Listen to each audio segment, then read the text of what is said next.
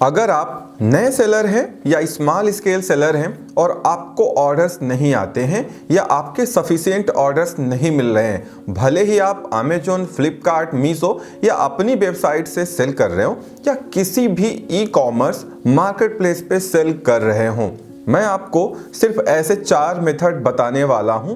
अगर ये 4 की पॉइंट्स आप कर लेते हैं तो आप देखेंगे धीरे धीरे आपके ऑर्डर्स बढ़ना शुरू हो जाएंगे, भले ही आपके पास लिमिटेड अमाउंट ऑफ इन्वेंट्री हो या बहुत कम आइटम आप सेल करते हो।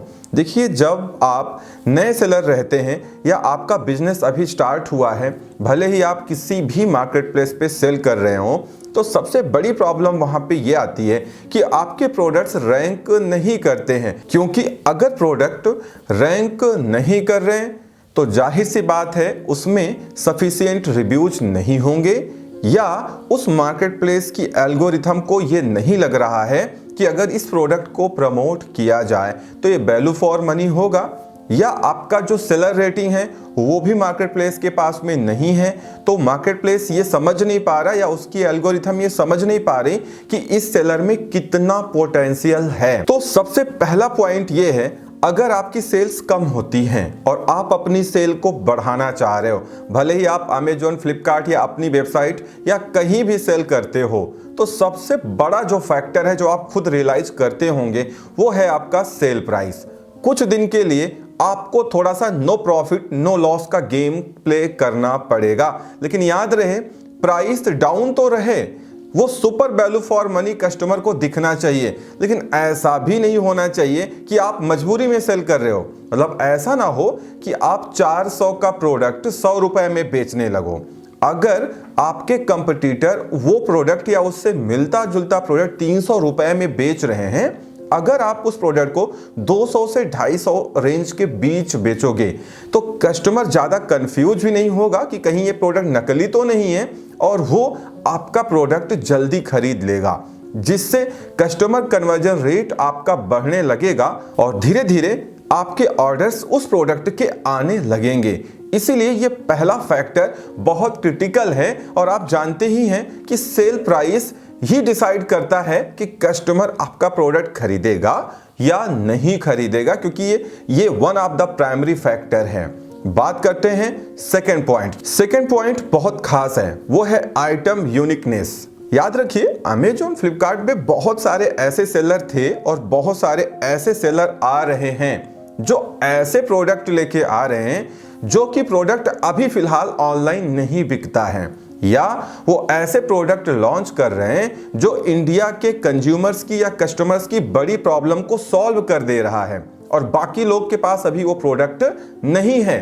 उस केस में आप प्राइस बढ़ा के भी बेचोगे और लोग को प्रोडक्ट पसंद आएगा तो प्रोडक्ट बिकेगा भी और मार्केट प्लेस आपको प्रमोट भी करेगा। लेकिन याद रखना, ये पॉइंट तभी अप्लाई होता है जब आपका प्रोडक्ट ऐसा हो जो एक बड़ी प्रॉब्लम को सॉल्व कर सकता हो और लोगों ने अभी उसको बनाया नहीं है या उसके बारे में सोचा नहीं है। हाँ, जाहिर सी बात है ऐसे प्रोडक्ट बहुत कम बचे हैं, लेकिन फिर भी ऐसे प्रोडक्ट अभी भी अवेलेबल है और लोग अभी भी इन्वेंशन कर रहे हैं और ऐसे प्रोडक्ट को बना बना के मार्केट में लेके आ रहे हैं, या कई लोग बाहर से दूसरे देशों से ये प्रोडक्ट मंगा रहे हैं इंडिया में और उनको इंडिया में लॉन्च कर रहे हैं। तो ये पॉइंट भी आपके लिए काम का है अगर आप इस कैटेगरी में लाइक करते हो तो। बात करते हैं थर्ड की पॉइंट की। तीसरे पॉइंट में बात करने वाला हूं, अगर आपका प्रोडक्ट बहुत यूनिक नहीं है, आपको लगता है कि यार ऐसे प्रोडक्ट तो बहुत लोग बेच रहे हैं, मैं भी बेचूंगा लेकिन एक अच्छे प्राइस में एक अच्छा प्रोडक्ट कस्टमर्स को इंडिया में अवेलेबल कराऊंगा, तो उसके लिए आपको कैंपेन, डील, कूपन का शुरुआत में सहारा लेना ही पड़ेगा। हाँ, बाद में अगर प्रोडक्ट आपका रैंक कर गया, बिकने लगा, ऑर्डर आने लगे, तो आप कैंपेन बंद कर दो, डील बंद कर दो, कोई खास फर्क नहीं पड़ता है अगर आपको बहुत ज्यादा सेल नहीं चाहिए तो। लेकिन शुरुआती दौर में आपके प्रोडक्ट को जल्दी रैंक कराने के लिए ये कूपन्स हैं, डील्स हैं, कैंपेन्स हैं, मिस एड्स हैं, ये आपको बहुत मदद करते हैं। इसीलिए शुरुआती दौर में आपको इनका सहारा लेना पड़ेगा, अगर आप अपने प्रोडक्ट को जल्दी रैंक कराना चाहते हो। और अमेजॉन फ्लिपकार्ट की एल्गोरिथम इस तरीके से डिजाइन की गई है, जब आप कोई कूपन क्रिएट करते हैं, कैंपेन चलाते हैं, किसी डील में पार्टिसिपेट करते हैं, लाइटनिंग डील चलाते हैं, तो उसमें ये देखा गया है कि आपके प्रोडक्ट को एक्स्ट्रा विजिबिलिटी मिलती है, जिससे ऑर्डर्स आने की प्रोबेबिलिटी बढ़ जाती है। और जितने ज़्यादा ऑर्डर्स आएंगे उतना ज़्यादा चांसेज है कि आपका प्रोडक्ट जल्दी रैंक कर पाएगा ऑर्गेनिकली। और ये बात सही है कि जब आपका प्रोडक्ट एक बार रैंक कर जाता है, आपने कैंपेन बंद भी कर दिया, थोड़ी बहुत सेल डाउन होगी बट उसकी सेल्स आपको मिलती रहेंगी अगर रिव्यूज अच्छे आ रहे हैं और आपकी सेलर रेटिंग अच्छी बनी है तो।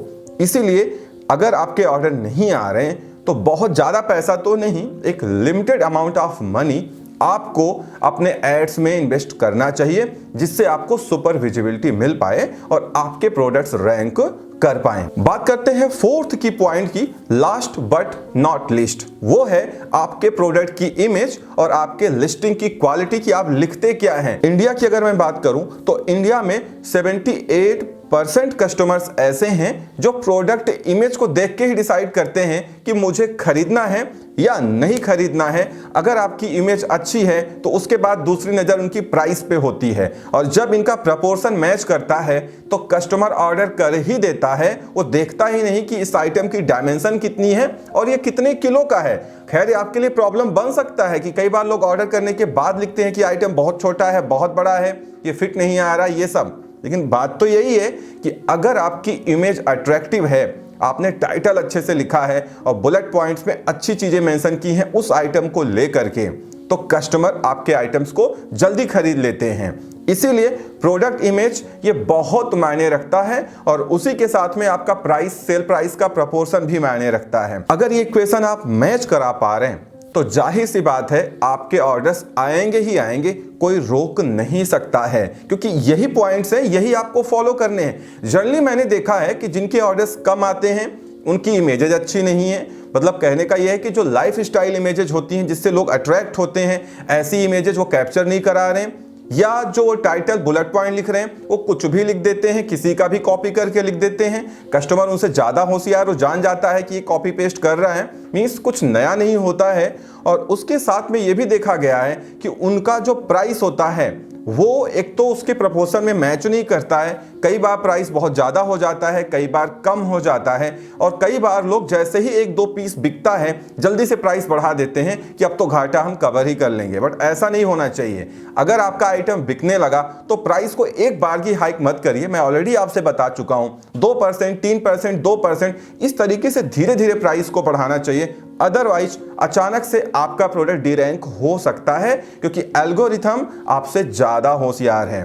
तो अगर आप ये की पॉइंट्स फॉलो करते हैं तो आपके ऑर्डर्स जरूर आएंगे। और उसके साथ में एक बात आप ये भी ध्यान रखें कि जितने ज़्यादा नए प्रोडक्ट्स आप लॉन्च करेंगे उतनी ज़्यादा प्रोबेबिलिटी है कि आपके पुराने प्रोडक्ट्स तो चलेंगे ही चलेंगे, साथ में नए प्रोडक्ट्स पे भी आपको ऑर्डर मिलेंगे। तो ये सारी चीज़ें अगर आप करते हैं तो आप अपने ई कॉमर्स बिजनेस को आगे ले जा सकते हैं। भले ही वो अमेजॉन हो, फ्लिपकार्ट हो, मीशो हो, आपकी अपनी वेबसाइट क्यों ना हो, ये सारी चीज़ें आप बहुत अच्छे से मैनेज कर पाओगे। और साथ में जो मेरी वेबसाइट मेकिंग सीरीज है उनकी वीडियोज नहीं आ पा रही थी, बहुत जल्दी आपको उनके बहुत सारे पार्ट जो आना रह गए हैं वो भी आपको मिलने वाले हैं। तो अगर आप अपनी वेबसाइट बनाना चाहते हो तो आप बने रहो, आपको उनकी वीडियो जरूर मिलेंगी और आप अपनी वेबसाइट को बना पाओगे। तो इस वीडियो में इतना ही। उम्मीद करता हूं वीडियो पसंद आई होगी। Thank you so much for watching.